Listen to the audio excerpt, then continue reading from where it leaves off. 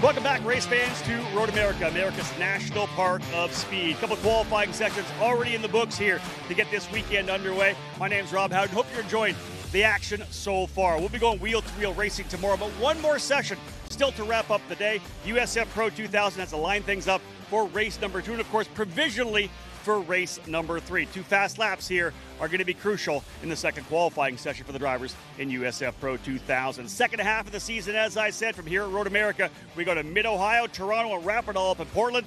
Time to get qualifying once again. The USF Pro 2000 drivers ready to take to the track.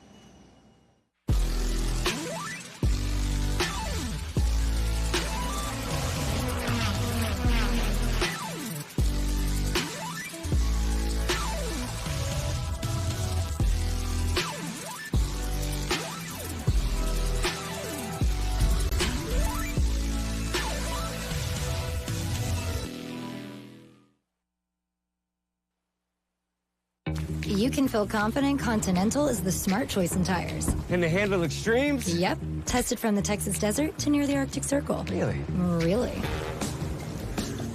Anything for the guy who finds that one pothole? Yeah. Road hazard coverage has your back. For real? Absolutely. Were they made by, like, a bajillion engineers? Well, closer to 100. Continental. Welcome to the smart choice in tires.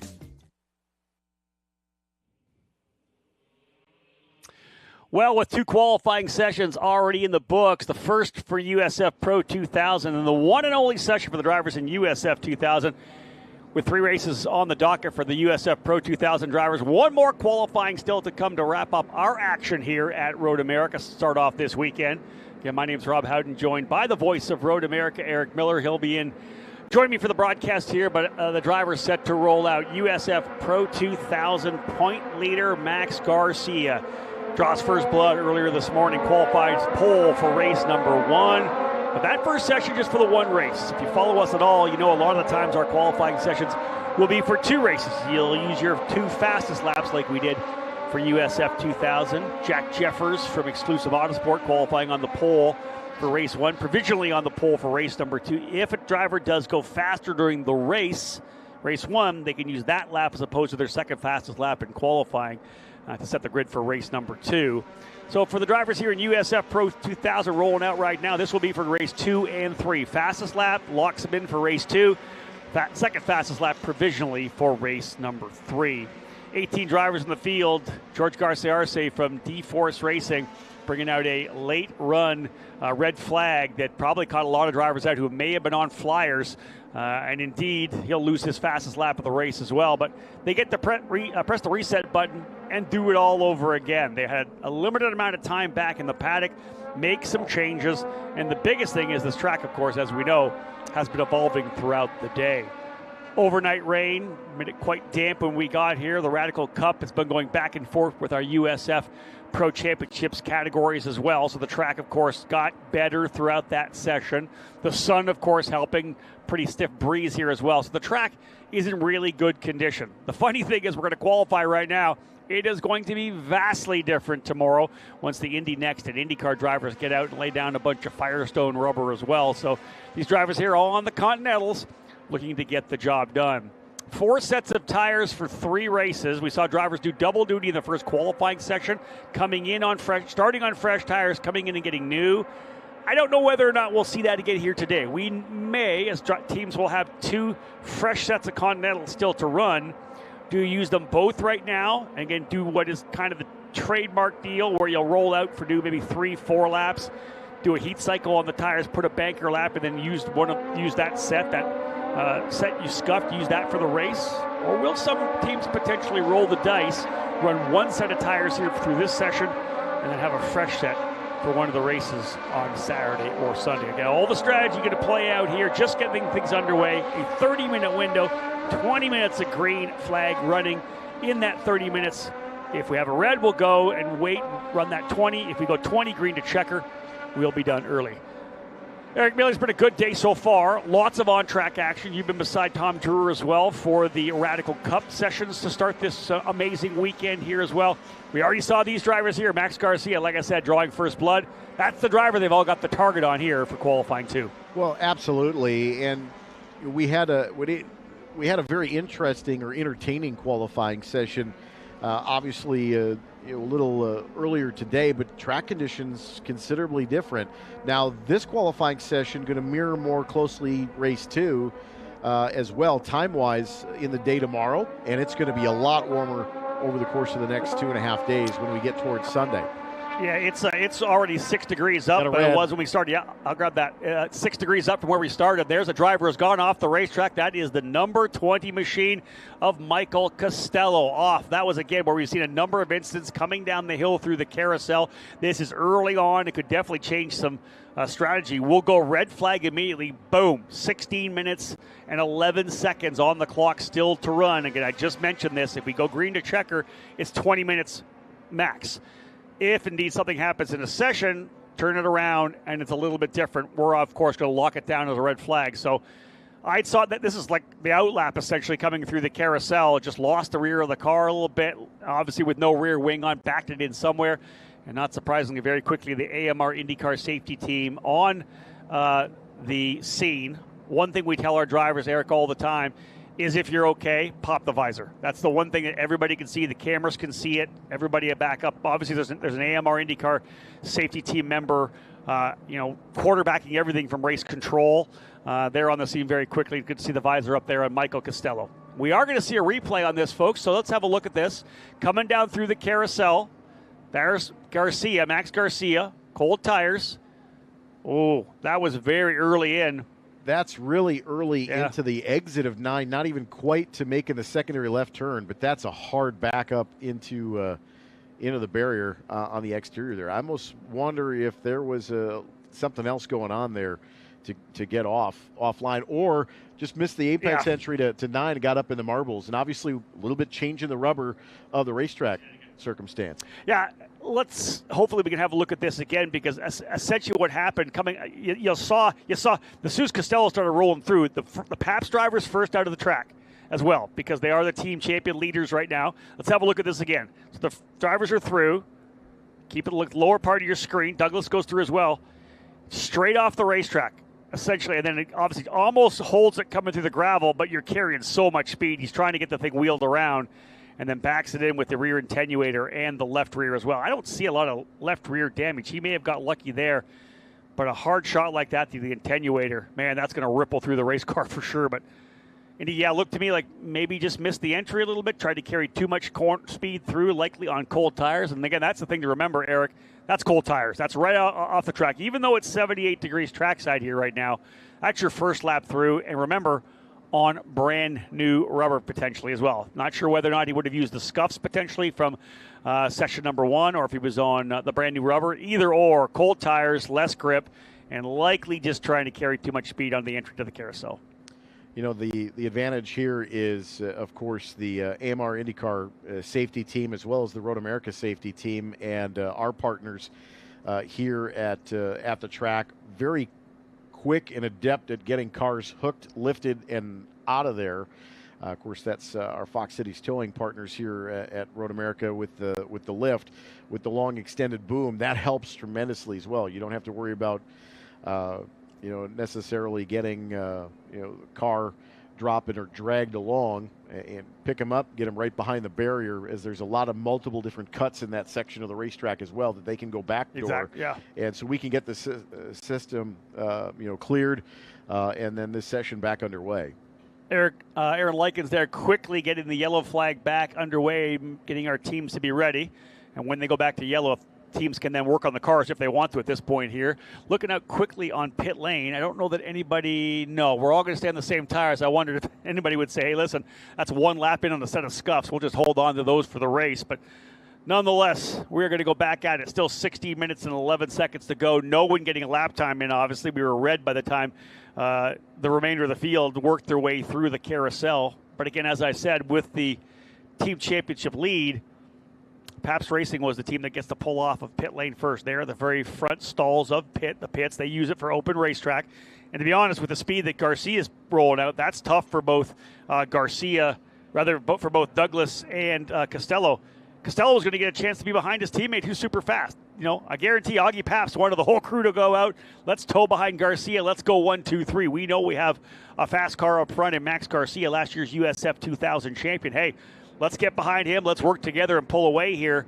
Again, when you're pushing, you wonder whether or not that maybe Costello would fall back a little bit. He's like, no, I need to be in the draft. I can't let them get away, losing my shot. If he maybe just wasn't quick enough through 5 and 6 and 7, and maybe just checked up, trying to push hard in 9 to make up that gap. Yeah, and that's an unfortunate mistake if that's the case. Sometimes, again, patience is the better part of valor, but it just shows the urgency of these 20-minute qualifying sessions. You want to get the maximum grip, maximum speed, and the faster you get up to speed, the more of a banking lap that you can put in just in case somebody else has trouble.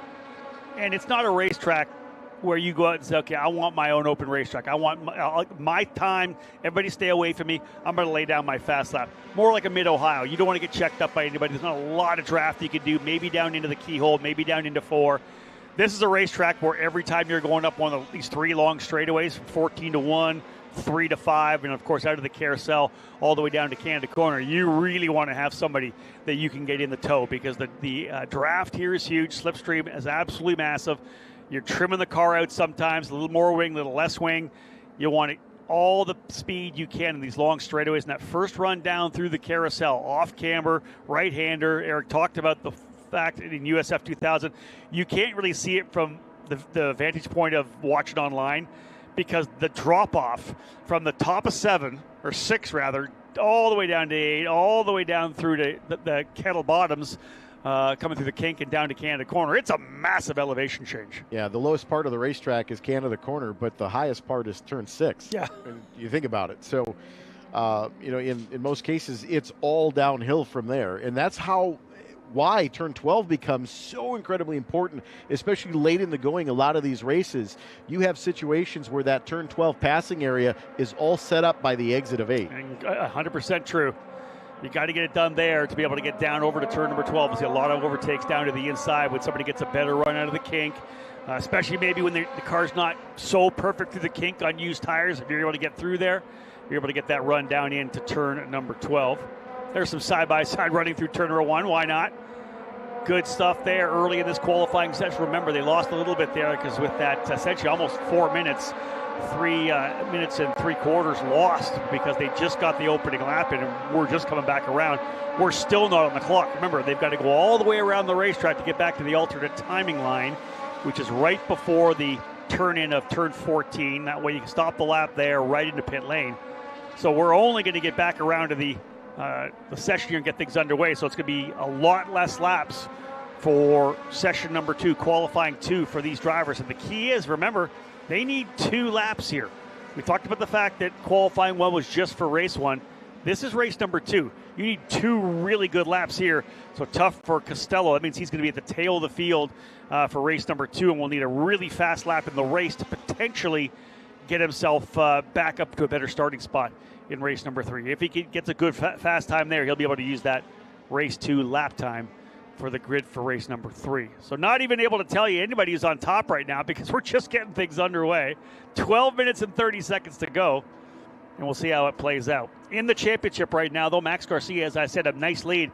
Now it was 41 points coming in with the pole position for race 1, make it 42 points now, 232 to 190 to Ariel Elkin, the most impressive driver over the last month. In the month of May, 3 wins and a 5th place finish. So 3 victories out of 4 at the Indianapolis Motor Speedway and in the Freedom 90 at Indianapolis Raceway Park. Alessandro DiTullio, another 7 points back from Garcia. And as I said, he's had a strong season as well.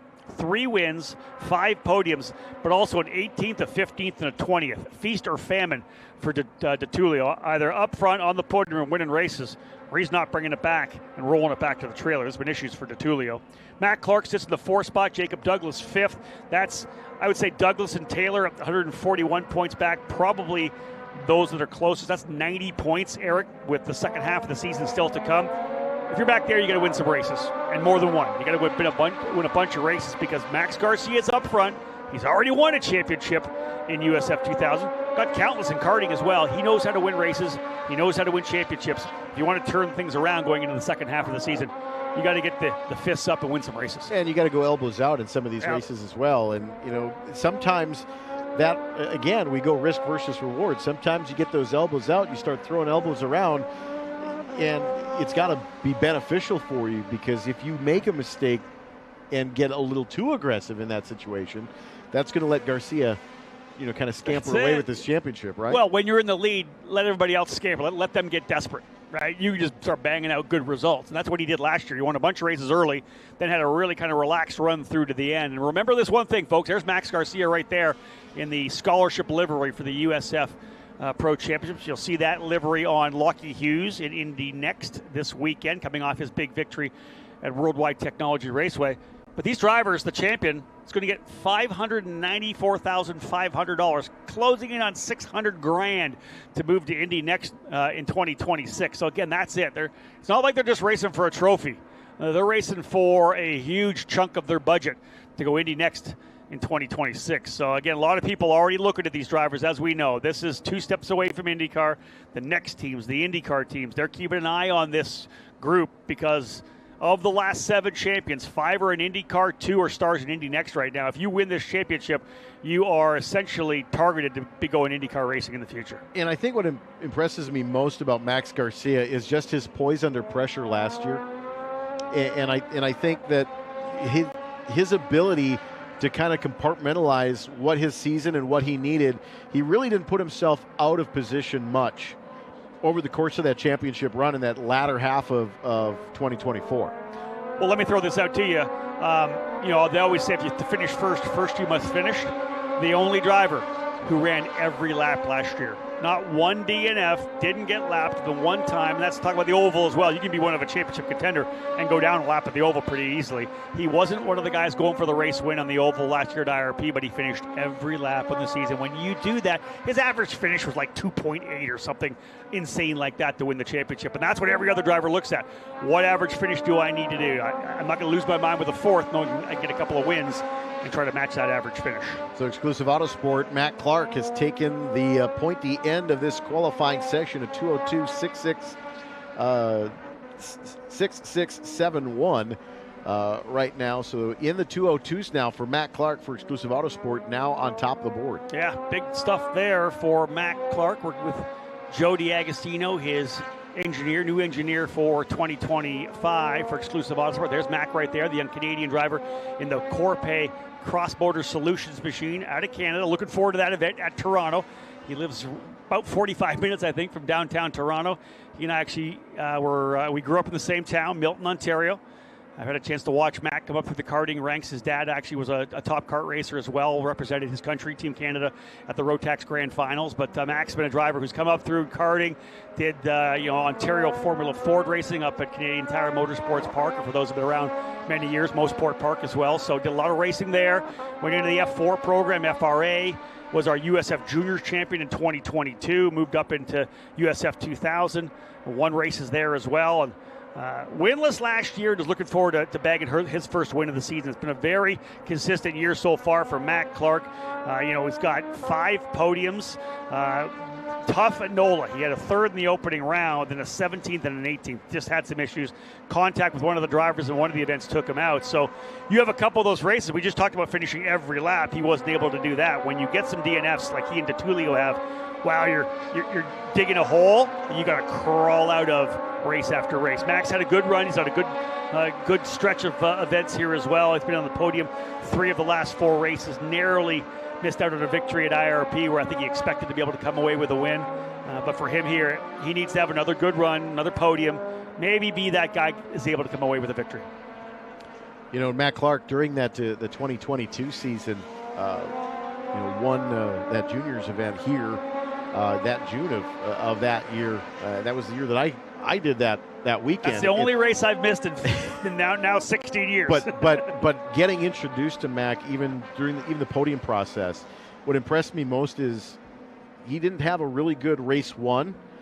Was on the 3rd step of the podium, but that race 2 is really when he kind of stepped into kind of that leadership role of that season. Yep. And again, from Road America on, really laid down probably one of the best juniors championship seasons. Well, let's just put it this way.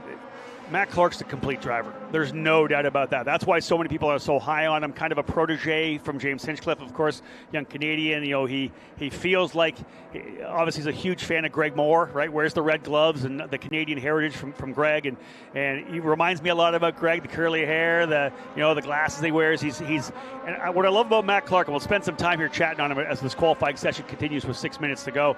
Mac's a guy that said straight up to me and his family, I'm either going to be racing in IndyCar or I'm going to be on the pit box. He's going to be an engineer, right? That's what he takes engineering as his primary. He's actually finished school. He's focusing on his racing now, but this guy's the complete driver. Like, he understands the social media. He understands the sponsorship. An absolute fantastic interview. Like, all the things that you want to teach a kid coming up through the ranks, so when you go to next and you go to IndyCar, there's no work to be done. And that's Mac's that guy. I always love, after IndyCar does their media day, and the Indy Next crew, which are so many of our graduates, 80% of the Indy Next field comes from the USF Pro Championships.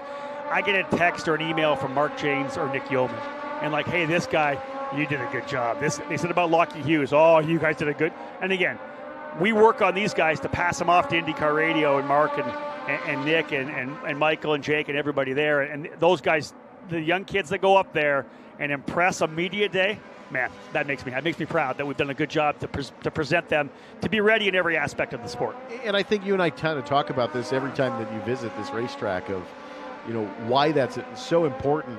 Obviously from the teams, we're seeing new teams come in, obviously, to the IndyCar series. You got Prema Racing coming in, and you're putting more eyeballs onto that series from the ground level up. Yep. And I think that's really incredibly important as well. Well, I think the thing is this, we all look at talent, right? You want to be a talented driver. You want to win races. Every team wants a driver who knows how to win races, 100%. Mac's got championships. He's got race wins. But like so many great drivers we have in this paddock and have, graduated out through, you have to be able to do everything. So the IndyCar drivers are here right now, right? And they're not in the debrief room right now. They're in a suite somewhere. They're talking to sponsors somewhere right now. They're in a meet and greet. They were at Siebken's last night, right? All the stuff that you have to do between sessions, yeah, you're going to debrief, but you're going to be shaking hands with your sponsors. You're going to be doing some interviews. You're going to be working on social media with your team. And there's an issue for Finelli. That is Charles Finelli dropping a wheel coming out there as well. He's not going to make any contact and will be able to continue. I don't think we'll go even yellow right now. Finelli's off the track. He'll have to hopefully continue. We only have 3.5 minutes to go. Garcia's gone back to the top. Clark in second. Douglas third. Taylor fourth. DeTulio fifth. Diving right back into it here. Yeah, we are still green.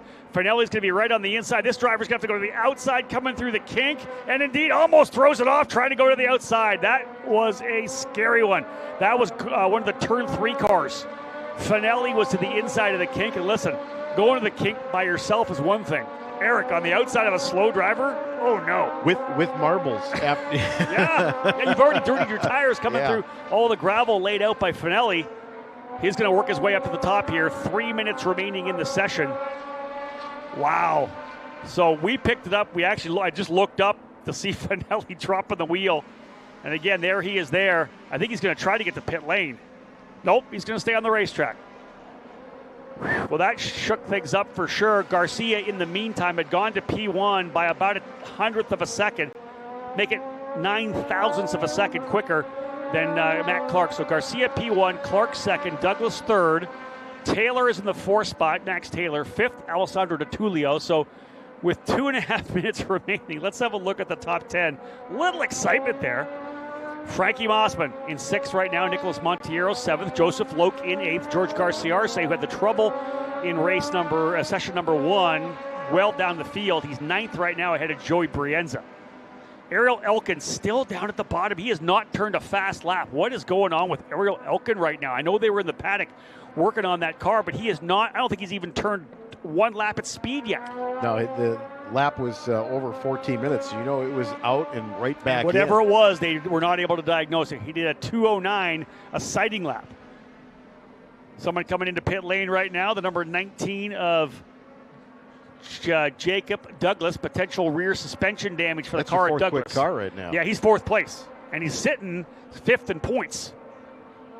All right, so fuel load starting to burn off. Let's get focused here on what we get in the last couple of laps. Right now, Max Garcia has provisionally the pole right now provisionally for race. We know for race 1, provisionally for 2, and provisionally for 3. He's P1 with both. A 2:01.5 and a 2:02 flat. Clark second for both, 2:02.2 and a 2:02.3. Oh, yeah, Garcia went quicker again. It's 7/10 up now. It was a couple of hundredths. Now it's 7/10. Last time by for Garcia. Laid one down. Final minute.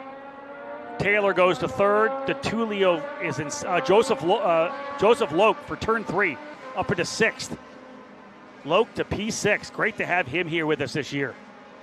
Joseph Loke up into 6th was very impressive. There's DeTulio there, but Loke was very impressive at the fall combine, running for turn 3. Thought we may get him for a full season, but not able to put together the budget he needed. He's racing back home. We'll go deeper into that in the driver introductions tomorrow. But Loke, an opportunity to come and run for turn 3 as Brady Golan running elsewhere here this weekend. DeTulio, you can see him backing in a little bit there to Canada Corner. He's currently 5th spot, P5 and P4 for provisionally for race number 3. So all the drivers on the racetrack right now, DeTulio may get one more. He may just sneak through. But everybody you see coming out of Canada Corner now are going to see the checker flag. This will be it. So Garcia, Clark, Taylor, Douglas, and DeTulio. Garcia's in. Why not? You're 7/10 up. Don't burn the tires off on another lap. Loke P6. Branson moved up to 9th. Clark, his second with a 2:02.103. So Clark provisionally second for both races. Race 2 and race 3. Remainder of the field coming up. Do we have anybody shake up the order here? Sebastian Manson gets a spot. Logan Adams up into 10th after a tough opening of the day with that wreck in 5. Did not qualify for race 1. Logan Adams right now 10th and 11th respectively for the second 2 races. There's Finelli. 61 years of age, folks. Qualified in the top 10 at IRP. Little spin there. Didn't bring out the yellow. But Charles Finelli, who's been racing open wheel cars for over 2 decades, still running with us here. 61 years old. Majority of the field anywhere from 16 to 22. That does skew the average age, though. It messes with the curve a little bit. No doubt about that. So it looks to me like we're done. Flag's still flying. It's just going to be Finelli. He's not going to challenge for the top spot. So there you have it. The rest of the field coming through. Max Garcia right now, P1 for race 1, P1 for race 2. Not only is it the poles, that's $1,500 a pop. So he's $3,000 richer right there. And if that provisional spot holds, it could be $4,500 from Continental for the Continental Tire Pole Award. Big money there. $1,000, of course, for USF 2000. Jack Jeffers has that so far, provisionally for race number 2 as well. Clark ends up in second. Matt Clark, as I'm sure will bring up the order for you here. Matt Clark, rather. Here you go, Max, Mac, and Max up front. That is literally the Brady Bunch for first 3 starting spots there. It's all about Marsha. Yeah, Right? that's it. Max Garcia, 2:01.57. You can see the gap. Man, big one for him. Over half a second quicker than Matt Clark.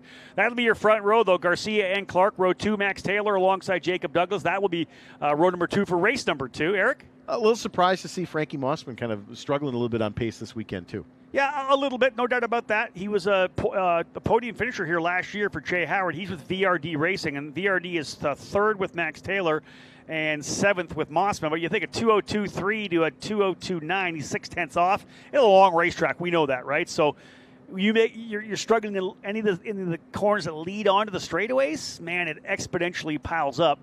It'll be Alessandro DeTulio alongside Joseph Loke, the turn 3 drivers alongside each other on row number 3. Row 4 is going to be Frankie Mossman and Nicholas Monteiro. Row 5, Joey Brienza, twice a podium finisher in USF 2000 last year here. Logan Adams, excellent job after the issues early, 10th and 11th. Cooper Becklin and George Garcia Arce on row 6. Tyke Durst alongside rookie Sebastian Manson on row 7. Carson Eder and Charles Finelli on row number 8, and issues continue for Ariel Elkin. He'll be 17th right now for all 3 races. Michael Costello, as we know, 18th in this one, and both Elkin and Costello, I guarantee you'll be looking to put down fast race laps to potentially give themselves some kind of a time for race number 3. That wraps things up here on a day for us, for the drivers at USF and the Pro Championship program. Again, we are back at it early tomorrow morning, race number 1. 8 o'clock, the green flag. We'll get things going around 7:45 or maybe even a little bit earlier on the stream, those of you watching from home. Back at it again at 11:25, of course, Central Time for the first of 2 races for USF 2000. We have our autograph sessions tomorrow, folks. If you're trackside here and want to meet the drivers, right behind Victory Lane. At 12:45, we'll have the autograph session for USF Pro 2000, 1:25 for USF 2000. We'll wait for a couple hours and get back at it, cap off the day. Race number 2 for USF Pro 2000, set to go green at, I believe 4:20. So look for a 4:10 broadcast start. And right after that, we'll go back-to-back with USF 2000. Eric, they'll do 2 races, the doubleheader, all on Saturday for the young drivers in the USF 2000 category. Again, 5:20 scheduled start time there. Lots of action to come. 7:55 in the morning on Sunday. We got 4 races for you tomorrow in the essentially what is the feeder series for the NTT IndyCar Series. Absolutely, and it's been a fantastic weekend so far. Interesting storylines. We've had some incidents, unfortunately, but it does play into the way that qualifying plays out. All things considered, we're in for a fantastic weekend of racing, both Saturday and Sunday morning. If you're at home, set your alarm. Broadcast, as we know, Central Time's getting started sometime around 7:45. If you're trackside, you won't need to set the alarm because we're going to fire you up with USF Pro 2000. I'll wake you up, too. Yeah, Eric, trust me, Eric will be waking you up. He'll be right as your alarm clock in the morning.